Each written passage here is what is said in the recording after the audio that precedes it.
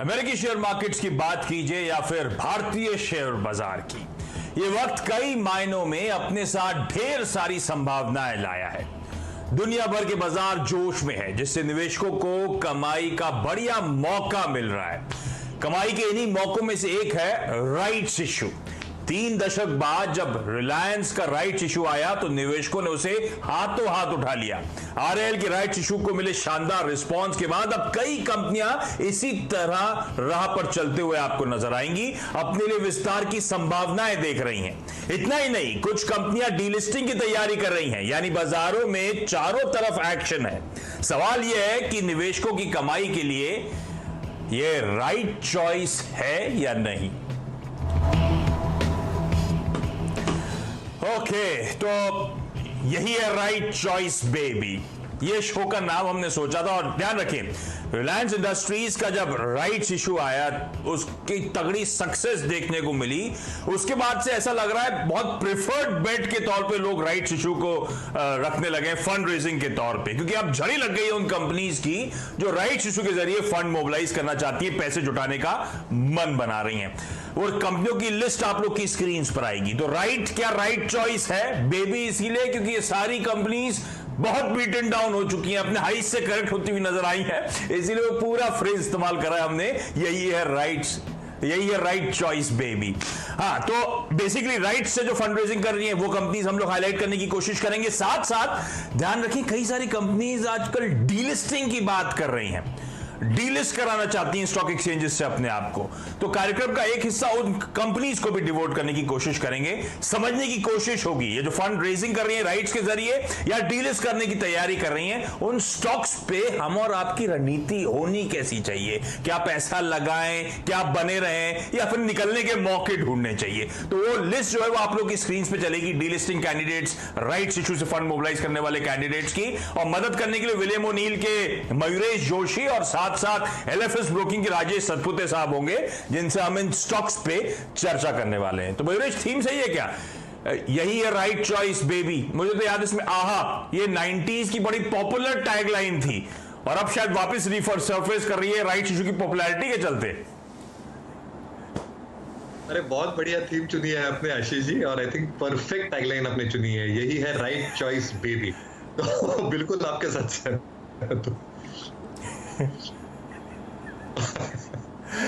तो अब basic idea ये है, उन कंपनीज को एक एक करके बेसिक हम लोग करते क्या है, कई सारी कंपनीज की चेक लेते हैं फंडामेंटल और टेक्निकल ऐसे स्पेशल शोज में। ये तरीका हो गया उन स्टॉक्स को वीव करने का, उन स्टॉक्स को आइडेंटिफाई करके उन पे आज बातचीत करने का। तो कार्यक्रम के पहले हिस्से में राइट्स इशू के जरिए जो कंपनीज फंड मोबिलाइज करने की तैयारी कर रही हैं उन पे चर्चा करेंगे। और सबसे पहली कंपनी M&M फाइनेंशियल सर्विसेज, वो कंपनी की डिटेल्स आप लोग की स्क्रीन पर आएंगी। कंपनी ने घोषणा करी है कि राइट्स इशू के जरिए ये कंपनी 3,500 करोड़ रुपए जुटाने की योजना बना रही है। अब ध्यान रखें, दिक्कतों में ये सारी कंपनीज हैं, फंड रेजिंग की तैयारी कर रही हैं। Q4 के प्रॉफिट पे मैं देख रहा था M&M फाइनेंशियल्स के 62% का ड्रॉप देखने को मिला था। कोविड 2019 के चलते 574 करोड़ रुपए का एडिशनल प्रोविजनिंग करनी पड़ी है इस कंपनी को। इस कंपनी ने यह भी रिपोर्ट करा है कि जो 3 महीने का मोरेटोरियम दिया था आरबीआई ने लोन रिपेमेंट्स को लेकर, इंटरेस्ट और प्रिंसिपल रिपेमेंट्स को लेकर, 75% से ज्यादा कस्टमर्स ने उसका विकल्प चुना, ऑप्ट करा उस लोन मोरेटोरियम के लिए। तो दिक्कतें अभी तो कारपेट के अंदर चली गई हैं, रीसर्फेस करती हुई शायद नजर आए। तो इन सब के चलते शायद ये कंपनी अपनी बैलेंस शीट को बोल्स्टर करने की, बैलेंस शीट को इस राइट इशू के जरिए मजबूत करने की कोशिश कर रही है, लेकिन ये स्टॉक बहुत बीटन डाउन है। पहले मयूरेश के पास जा रहा हूं। मयूरेश, M&M फाइनेंशियल सर्विसेज पिटा हुआ स्टॉक, राइट इशू से फंड रेजिंग और दिक्कतें और चैलेंजेस एपरेंट हैं, वो Q4 के नंबर्स और उस कमेंट्री में सामने आया था, पर इस स्टॉक पे फंडामेंटली अब कॉल क्या होगा? बिल्कुल, जो आपने आई थिंक फैक्टर्स बताए आशीष जी, आई थिंक ये सारे फैक्टर स्टॉक प्राइस पे प्ले हो चुके हैं। अगर आप अभी डायनामिक्स देखें, जो एनआई ग्रोथ, जो एडवांसेस ग्रोथ की बात कर रहे हैं, that is still expected to remain in higher single digits. जो ओवरऑल एयूएम की ग्रोथ है वो I think mid single digits की बात कर रहे हैं अगले 1 से 2 वर्षों के लिए, जो आई थिंक एक की सेगमेंट्स को लेंड करते हैं, एमएचसीवी और एचसीवी सेगमेंट। यहाँ पे आई थिंक इनको और मार झेलनी पड़ेगी, और मैनेजमेंट काफी आई थिंक साफ तरीके से ये कह रहा है कि आई थिंक रिकवरी वहां पे आई थिंक सेकंड हाफ में ही आएगी। तो एक ही होप है इन टर्म्स ऑफ यूज्ड व्हीकल्स, और जहाँ पे एलसीवी जो लाइट कमर्शियल व्हीकल्स होती हैं वहां पे आई थिंक ग्रोथ आने की उम्मीद है। बट कहीं ना कहीं I think what has happened is कि एनआईए ग्रोथ इसकी वजह से आई थिंक सॉफन हो जाएगा। Opex to AUM they have curtailed it क्योंकि बैलेंस शीट डायनामिक्स काफी स्ट्रांग है, 3%, स्प्रेड्स मेंटेन होनी चाहिए 8% के आसपास, और कैपिटल एडिक्वेसी स्ट्रांग है 17-17.5% पे। इसलिए आई थिंक ये फैक्टर्स फेवर में है, बट बिजनेस डायनामिक्स शायद इनके फेवर में नहीं है, जो आई थिंक राइटफुली प्राइस पे प्ले हो रही है। प्राइस टू बुक के हिसाब से, वैल्यूएशंस के हिसाब से बहुत ही सस्ती है। तो कहीं ना कहीं आई थिंक अगर लंबा नजरिया हो तो राइट्स के लिए बिल्कुल सब्सक्राइब कर सकते हैं, but it is also very very close to its moving averages. तो I think सातपति ji I think बहुत अच्छी तरह से समझा पाएंगे कि अगर मूविंग एवरेजेस ब्रीच होती है तो शायद डाउनसाइड रिस्क खुलता है। तो लंबा नजरिया हो तो ही राइट्स के लिए सब्सक्राइब करें, नहीं तो वेट एंड वॉच करें अगले रिजल्ट्स कैसे आते हैं, स्पेसिफिकली Q1 के नतीजे। तो एमएनएम फंडामेंटली क्या है, दिक्कतों से है, और बिल्कुल सही कह रहे हैं मयूरेश, वो दिक्कतें हम सबको पता है। तो अब वो आगे सब्सिक्वेंट क्वार्टर्स में फाइनेंशियल्स में किस हद तक इंप्रूवमेंट देखने को मिलता है, उसको क्लोजली वॉच आउट करने की जरूरत होगी। खैर, राइट्स इशू में सब्सक्राइब करना ना करना वो तो जब डिटेल सामने आएंगी, किस भाव पे राइट्स आ रहा है, कितना अट्रैक्टिव होता है, उस पर हम फैसला लेंगे आगे। लेकिन वाकई अब चार्टिकली कैसा पॉइज्ड है सतपुते सर, क्योंकि ये कंसर्न्स काफी हद तक भाव में ऑलरेडी है। साल के हाई 425 के, वहां से ये स्टॉक 60% करेक्ट होकर कामकाज कर रहा है। तो इस स्टॉक पे कॉल क्या होगा medium to long term perspective के लिहाज से? देखिए, मैं लॉन्ग टर्म पर्सपेक्टिव से तो मैं यही कहूंगा कि काउंटर वीक है, लेकिन शॉर्ट टर्म पर्सपेक्टिव से मुझे ज्यादा यहाँ पे इंटरेस्ट लग रहा है, क्योंकि हम लोग डेरिवेटिव्स में काम करते हैं, तो एक्सपायरी पे एक्सपायरी की हमारी सोच होती है ज्यादातर। तो देखिए, एमएनएम फाइनेंशियल्स की बात करें तो मेरे हिसाब से ये अभी फिलहाल करीबन 150 के आसपास इसका 20 DMR है, जो ये मेंटेन करने की कोशिश कर रहा है। उसके ऊपर पिछले 10 दिन से ट्रेड हो रहा है, तो 150 के ऊपर ये बायस जो है वो पॉजिटिव रहेगा शॉर्ट टर्म के लिए। स्टॉप लॉस रहेगा 145 का, और टारगेट जो है वो करीबन 220 का दिखता है, और इसीलिए मुझे वो थोड़ा बेटर लगता है कि अगर शॉर्ट कवरिंग रैली आती है तो एमएनएम फाइनेंशियल प्रोबेबली अच्छा खींचेगा।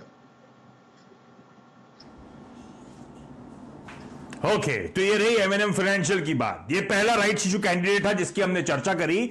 रिसेंटली आपने एक और कंपनी के राइट्स इशू के खबर सुनी।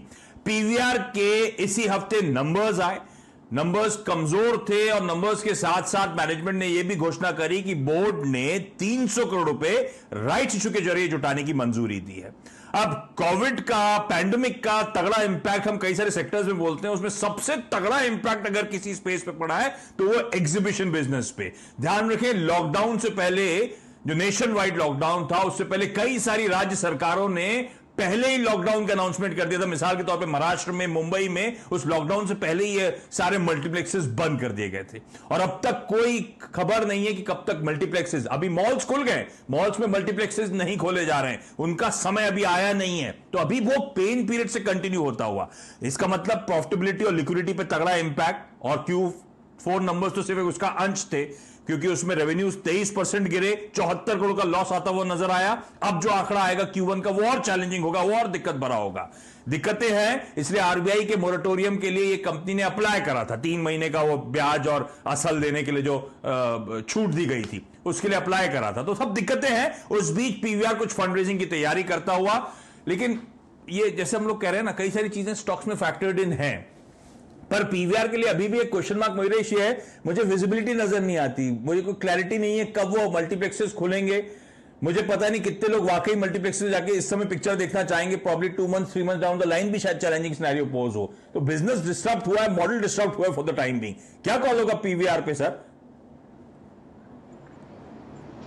नहीं, थोड़ा साइडलाइन पे रहना चाहिए। I think I give you 3-4 broad reasons फटाफट आशीष जी। आई थिंक पहले आपने जो राइटफुली कहा, आई थिंक Q1 के तो नतीजे और भी खराब आएंगे, क्योंकि कंप्लीट लॉकडाउन में थे, इसलिए there is zero top line that will get reported. At the same time I think जितने भी इनकर्ड एक्सपेंडिचर होते हैं, जो आई थिंक फिक्स कॉस्ट के होते हैं, फिक्स नेचर के, वो तो उनको बेयर करने ही, इसलिए Q1 में भी आई थिंक एक तगड़ा लॉस आने की पूरी उम्मीद है। रिकवरी के मोड्स Q2 से जब स्टार्ट होंगे, as the lockdown measure start getting eased, कितने पब्लिक कितनी जाएगी सोशल डिस्टेंसिंग के नॉर्म्स के हिसाब से, और फुटफॉल्स मैनेजमेंट ने बहुत साफ कहा है कि एब्सोल्युटली कम होने वाले इन एब्सोल्यूट टर्म्स। तो आई थिंक जो एवरेज टिकट प्राइसेस होती हैं, आई थिंक वो भी घटने के आसार है, और ओवरऑल टिकटिंग रेवेन्यूज, अच्छा with ticketing revenues and footfalls getting lower, इनके जो आई थिंक ग्रॉस मार्जिन्स होते हैं फूड एंड बेवरेजेस बिजनेस के, जो हम थिएटर जाके पॉपकॉर्न खाते हैं, इसकी ग्रॉस मार्जिन बहुत ज्यादा होती है, तो इबिट को कंट्रीब्यूट काफी सिग्निफिकेंटली होती है, ये भी कम होती जाएगी। advertising revenue obviously have got renegotiated, and these players are negotiating their rental cost with the distributors as well, जो ने lease की है. So there are some offsetting effects. थोड़े layoffs भी कर रहे हैं cost optimization. But earnings के हिसाब से I think मार तगड़ी है. And don't forget, I think जो OTT releases आ रही हैं, कल शाम को ये एक रिलीज होने वाली है OTT प्लेटफॉर्म पे, ये जबरदस्त कंपटीशन दे सकती है इन टाइम्स लाइक दिस. तो मेरे हिसाब से I think wait and watch करना लाजिम होगा. हाँ, वो एक मूवी कल स्क्रीन होने वाली है, कल दिखाई जाएगी ऑनलाइन प्लेटफॉर्म्स पर. तो अब मूवी रिलीजेस, बड़ी बड़ी मूवी रिलीजेस वहां पे होना, और इन मल्टीप्लेक्सेस की यूनियन ने पहले कह दिया जो रिलीज हो चुकी मूवीज हैं उनको हम जब मल्टीप्लेक्स एग्जीबिशन हॉल्स हमारे खोलेंगे तो हम नहीं दिखाने वाले. तो कॉम्पिटिटिव इंटेंसिटी स्पेस पे अब बढ़ने वाली है. ठीक है, लेकिन ये स्टॉक गजब का मोमेंटम दिखा रहा था इस पैंडेमिक से पहले. क्या तेजी थी इसके, देखा देखी आइनॉक्स लेजर तक बहुत गजब का मूव दिखाना शुरू कर चुका था.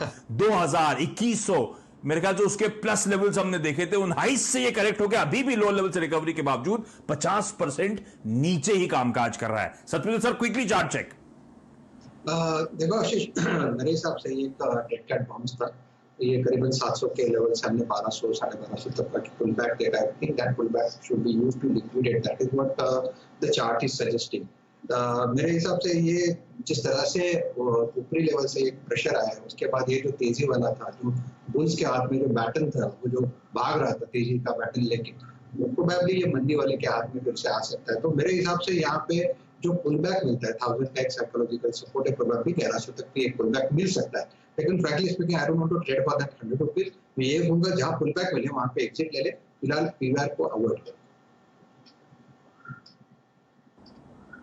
ओके, तो पीवीआर इस समय अवॉइड है, और फंडामेंटली जैसे वैरेश कह रहे हैं Q1 चैलेंजिंग होगा, आने वाला समय थोड़ा चैलेंजिंग है, तो थोड़ा सा कॉशियस रहें. एक समय की सबकी पसंदीदा स्टॉक था, कि किसी ने एज्यूम नहीं करता इस तरह के लॉकडाउन, इस तरह का पैंडेमिक, इस तरह का post pandemic scenario play out होता हुआ नजर आएगा. तो बहुत चैलेंजिंग टाइम्स हैं इन मल्टीप्लेक्स, इन थिएटर ओनर्स के लिए.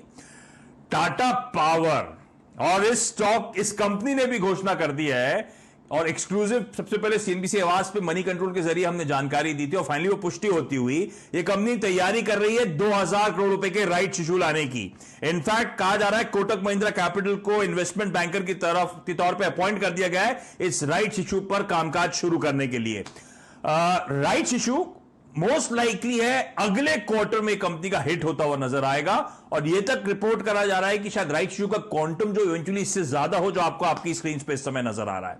तो देश की सबसे बड़ी प्राइवेट सेक्टर की power generation company fund raising की तैयारी कर रही है, लार्जली अपने डेट को रिड्यूस करने के लिए, और शायद कुछ नई अपॉर्चुनिटीज को टैप करने की तैयारी हो.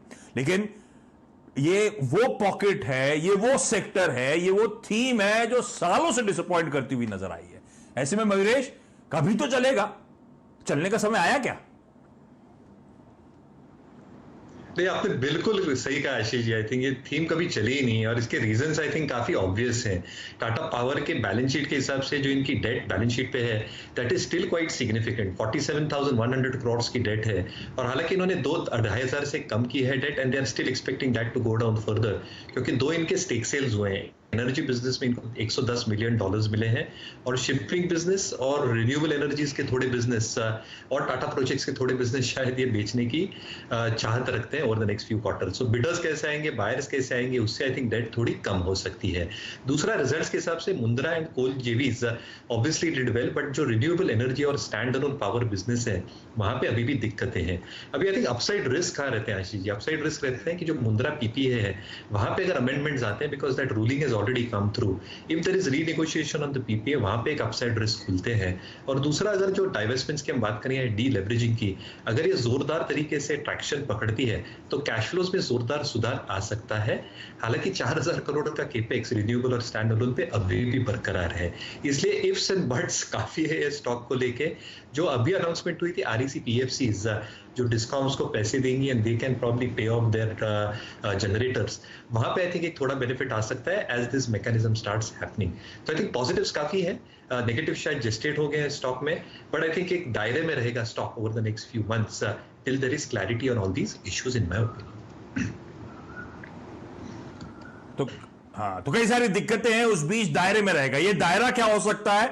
और दायरे में फिर हमारी कोई रणनीति बनती है क्या, कहीं ट्रेड रेट बनता है? सतपुते सर से जान लेते हैं, क्योंकि ये स्टॉक भी अपने साल के हाईस 74 के वहां से 40% नीचे 74 के साल के हाईस थे। अदरवाइज इस स्टॉक ने तो 3 डिजिट भी देखे हुए हैं, उन 3 डिजिट से अभी इस तरह की पिटाई झेलता हुआ आपको नजर आएगा। सतपुते सर, आप कैसे अप्रोच करेंगे टाटा पावर को? क्या रेंज है, रेंज के लोअर एंड पे तो खरीदारी कर लूं, क्या ऐसा कुछ नजर आता है कि छोड़ दिया जाए? आशीष देखे, दो चीजें आपने कहा, ऊपर से 75 से ये करेक्ट हुआ है, लेकिन मैं ये देखता हूँ कि लोअर लेवल से कितना बाउंस हुआ है। 27 का इसका लो था, 27 से करीबन 44-45 तक का बाउंस था, तो लगभग 50% 60% लोअर लेवल से यहाँ पे टेक्निकल फुल बैक ऑलरेडी आ चुका है। ओवरऑल पावर सेक्टर अगर आप देखो तो ये वाला मुझे वो एडवर्टाइजमेंट याद आता है कि वो मेरा नंबर कब आएगा, कि जब मैं भी अलग अलग 52 हाई बनाते जाऊंगा, तो वो वाला सिनारियो मुझे लगता नहीं। सिर्फ मुझे एक ही उसमें से अच्छा लगता है वो अडानी ग्रीन, जो मुझे लगता है कि जो एनर्जी सेक्टर की अगर आप बात करें तो वो that is the only counter which is doing something great. तो ओवरऑल मेरे हिसाब से तो फ्रेश बाइंग फिलहाल अवॉइड करें। अगर पुराना लिया हुआ माल है तो आप होल्ड करें विद स्टॉप लॉस ऑफ 40, क्योंकि अगर यहाँ पे थोड़ा संभलता है तो प्रोबेबली ये 48-50 तक एक बार के लिए जा सकता है, जहाँ पे आपको एग्जिट लेनी है। आज टैगलाइंस का देना है, मेरा नंबर कब आएगा। तो पावर सेक्टर का नंबर अगर आना भी है तो किसी एक कंपनी का आएगा, वो है अदानी ग्रीन्स का, जिसमें हमने वैसे ही देखा है बड़ा strong momentum, circuit to circuit वो स्टॉक मूव करता हुआ नजर आ रहा है। टाटा पावर इस समय पसंदीदा बेट दोनों एक्सपर्ट्स की नहीं समझ में आती। अच्छा, gateway district parks, quickly break लेने से पहले एक और स्टॉक ये मार्क करना चाहूंगा, और यहां पे बोर्ड ने 150 करोड़ रुपए की फंड रेजिंग को मंजूरी दे दी है। नॉट नेसेसरली राइट्स इश्यू, लेकिन बोर्ड स्पेसिफिकली कह रहा है इधर राइट्स इश्यू के जरिए या क्यूआईपी या प्रेफरेंशियल बेसिस के जरिए हम ये 150 करोड़ रुपए उठाते हुए नजर आएंगे। गेटवे डिस्ट्रिक्ट पार्क्स हम सब जानते हैं, लॉजिस्टिक्स स्पेस की कंपनी जो container freight stations, inland container depots, cold storage chains, ये सब ओन करने का काम करती है।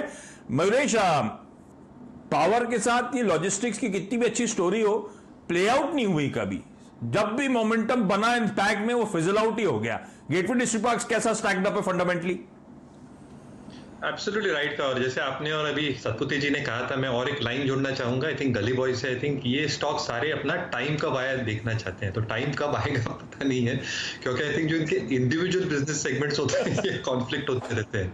तो railway business does well, but इनका जो container freight segment, Ashish ji जैसे आपने राइटफुली कहा, आई थिंक वो डिस्ट्रप्शन फेस कर रहा है।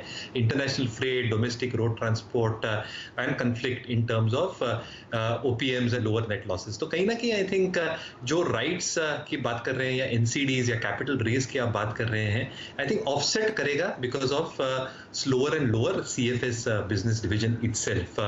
डीलेवरेजिंग जो बैलेंस शीट में करना है, आई थिंक वो बहुत जरूरी होगी, क्योंकि 110 करोड़ के एनसीडीज इन्होंने रिडीम किए थे पिछले तिमाही में, पिछले वित्त वर्ष में, and the debt has come down quite significantly. तो आई थिंक 763 करोड़ की डेट है, and they are expecting that to get it down to 400 crore. Snowman Logistics एक इनका हिस्सा है, तो वो कैसे कंट्रीब्यूट करता है ये भी देखना बहुत जरूरी होगा। And with the money that they raise, they are planning to increase the rail capacity, जो I think revenue accretive model है, with OPM increase and offsetting the loss on the CFS business।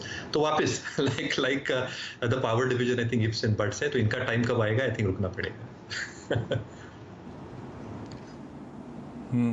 तो fund रेजिंग्स हो रही हैं, rights issue के जरिए largely fund mobilise होते हुए नजर आएंगे, लेकिन जिन कंपनी की फंड रेजिंग हो रही है, ऐसा नहीं है कि बड़े स्वीट स्पॉट पे हैं। वो तमाम कंपनीज कोई ना कोई दिक्कत इस समय झेलती हुई अपनी बैलेंस शीट की स्ट्रेंथ बढ़ाने की कोशिश हो रही है इन दिक्कतों के बीच में, ध्यान रखिएगा। क्विकली गेटवे डिस्ट्रिक्ट पार्क्स पे एक चार्ट चेक ले लूं सतपुते सर आपसे। आशीष देखिए, लोअर लेवल से करीबन एक पुल बैक हमें अच्छा मिला, 75 का लेवल था, 75 से लेकर 110, और उसके बाद फिर पुल अप हुआ। तो ये करंटली मुझे लगता है कि इसका जो मेन सपोर्ट है वो 90 का है। तो 90 के ऊपर अगर कोई ट्रेड लेना चाहता है, प्योर ट्रेड बोल रहा हूँ मैं, इन्वेस्टमेंट की बात ही नहीं कर रहा हूँ, ट्रेड प्रोबेबली 1-10 दिन के हिसाब से, तो 90 के ऊपर बायस पॉजिटिव रखे, 85 का स्टॉप लॉस है, और प्रोबेबली यहाँ पे थोड़ा पुल बैक मिले तो 105 से लेके 110 तक एक अच्छा ट्रेड यहाँ पे मिल सकता है। तो रिस्क टू रिवॉर्ड जो है 1:3 बैठता है, तो प्योरली उस पॉइंट ऑफ व्यू से मैंने यहाँ पे एक ट्रेड लिया है। ओके, चलिए इस नोट पर ये जो राइट्स इशू के जरिए फंड मोबिलाइजेशन वाली कंपनी जो कड़ी तो खत्म हो गई, मैं ब्रेक ले रहा हूं, लेकिन एक और बेहद इंटरेस्टिंग कड़ी है मेरे पास, वो है डीलिस्टिंग कैंडिडेट्स।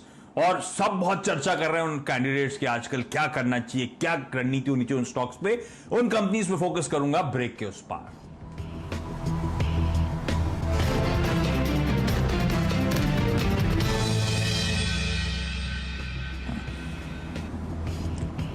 ब्रेक के बाद आपका स्वागत है। और चलिए, अब तक राइट्स इशू जो फंड्स मोबिलाइज करने की कंपनी तैयारी कर रही है उस मींस के जरिए उसकी बातचीत हुई। अब बात करते हैं डीलिस्टिंग कैंडिडेट्स की, और आजकल ये भी बड़ा खबरों में चल रहा है। वेदांता सबसे इंपॉर्टेंट इस डीलिस्टिंग कड़ी में। कंपनी ने प्रपोज करा है अपने शेयर्स को डीलिस्ट करना चाहते हैं। सबसे ज्यादा चर्चा में यही कंपनी, यही स्टॉक इस समय आपको देखने को मिलेगा। और डीलिस्टिंग प्रोसेस में जरूरी है कि जितने भी पब्लिक शेयर होल्डर्स हैं उसमें से मेजॉरिटी इस डीलिस्टिंग के फेवर में वोट करें। मतलब वेदांता रिसोर्सेज ने, जो कि इसकी पेरेंट है, उसने जो डीलिस्टिंग का ऑफर प्राइस रखा है वो 87.5 रुपीस का रखा है। और ज्यादातर लोग मानते हैं कि शायद ये प्राइस अट्रैक्टिव नहीं है, इसीलिए स्टॉक लो लेवल से रिकवरी तो क्या डीलिस्टिंग बस पे दिखा रहा है, लेकिन अभी भी ध्यान रखें साल के हाई से 40% ये स्टॉक नीचे कामकाज करता हुआ। दूसरा डीलिस्टिंग कैंडिडेट आप लोग की स्क्रीन पर है, अदानी पावर। इसने भी घोषणा करी कि एक्सचेंज से डीलिस्ट करने वाले हैं। प्रमोटर अदानी प्रॉपर्टीज, इसने इंटेंशन जाहिर कर दिया है डीलिस्ट कराने का। और सबसे पहले की एक खबर तो खैर आपने सीएनबीसी आवाज पे सुनी थी, यतिन आपके लिए एक खबर लेकर आए थे और फाइनली इस खबर पे सील लगती हुई नजर आई थी। ये स्टॉक भी अपने साल के हाई से 50% नीचे ट्रेड कर रहा है। यही नहीं, एक और कंपनी है हेक्सावेयर टेक्नोलॉजीज, जिसके प्रमोटर्स ने घोषणा कर दिया है। पहले तो प्रमोटर्स बदले थे, अब प्रमोटर्स बदलने के बाद एचटी ग्लोबल, जिसके पास सबसे बड़ा चंक है जो प्रमोटर है इस कंपनी का, उन्होंने घोषणा करी है कि वो तैयारी कर रहे हैं डीलिस्ट कराने की। इनफैक्ट जून 12 को ही बोर्ड मीट है, डीलिस्टिंग प्रपोजल पे विचार करने वाले हैं। इस स्टॉक में भी लो लेवल से हरकत आती हुई नजर आ रही है। इन तीनों स्टॉक्स पे बातचीत करूंगा। मयूरेश इन स्टॉक्स पे स्पेसिफिकली कमेंट नहीं करेंगे, कंपनी पॉलिसी के बियॉन्ड है कि वो डीलिस्टिंग कैंडिडेट्स पे लोग नहीं बात करते हैं। पर मयूरेश, एक जेनरिक क्वेश्चन, डीलिस्टिंग को लेकर कोई स्पेसिफिक अप्रोच होना चाहिए क्या? आमतौर पे हम रिटेल के दिमाग में धारणा रहती है डीलिस्टिंग करा रही है तो बहुत पैसा कमाने के मौके हो सकते हैं। होता है कि हमेशा फायदा जब डीलिस्टिंग होती है? हम रिटेलों को फायदा मिलेगा इन तीनों कंपनीज में पैसा लगाने से, या जनरली कंपनियों की बात ना भी करें तो? नहीं, तो कभी कभी होती है जरूर, बट आई थिंक जो बिजनेस सेगमेंट में है और जो बिजनेस फंडामेंटल्स है हर एक इंडिविजुअल कंपनी के, ये आई थिंक सारे मायने रखते हैं इन terms of the delisting price. जो इसमें राइटफुली क्या, आई थिंक जो public share holders I think approval लगता है और जो प्रोसेस ये लोग इनिशिएट करते हैं, reverse book building in the case of Vedanta for example, जो ये प्राइस डिस्कवरी मैकेनिज्म आता है, and whether the board is probably happy to agree to that price, और रेगुलेटरी के हिसाब से आई थिंक क्या प्राइस होनी चाहिए assuming the last 3 months 6 months in terms of price action for that stock. So I think ये regulatory actions होती हैं, बट जो फंडामेंटल्स होती हैं स्टॉक के, क्या आई थिंक ये कंपनी डीलिस्ट करने के बाद वैल्यू एडिशन दे सकती है? Is there any scope for earnings revision, या जो आई थिंक करंट प्राइस पे कर रही है उससे ज्यादा प्राइस हो सकती है, क्योंकि it is cheaply and discounted to the overall market price जो मैकेनिज्म से ढूंढा गया है। तो काफी इफ्स एंड बट्स होती है चीज। हाँ, ठीक है। हाँ, अच्छा, ऐसे में सतपुते सर, ये तीनों कंपनी जिनका हमने नाम लिया, वेदांता हुआ, हेक्सावेयर टेक्नोलॉजीज हुआ या अदानी पावर हुआ, कहीं पर ट्रेड के लिहाज से कोई मौके हैं क्या किसी भी स्टॉक में? मेरा नहीं, देखिए अहमद, आशीष, तीनों स्टॉक्स में मेरा व्यू इस तरह से मैं शेयर करता हूँ। आशीष, देखिए वेदांता का होल्ड है, स्टॉप लॉस रहेगा 95 का, एक्सपेक्टेड टारगेट है 135। अदानी पावर का भी होल्ड है, stop loss will be 36, target 45, and Hexaware भी होल्ड है, स्टॉप लॉस 300, टारगेट 350। इसमें से मुझे जो पर्टिकुलरली ट्रेड के लिहाज से on short term time frame better लगता है वो है हेक्सावेयर टेक्नोलॉजीज।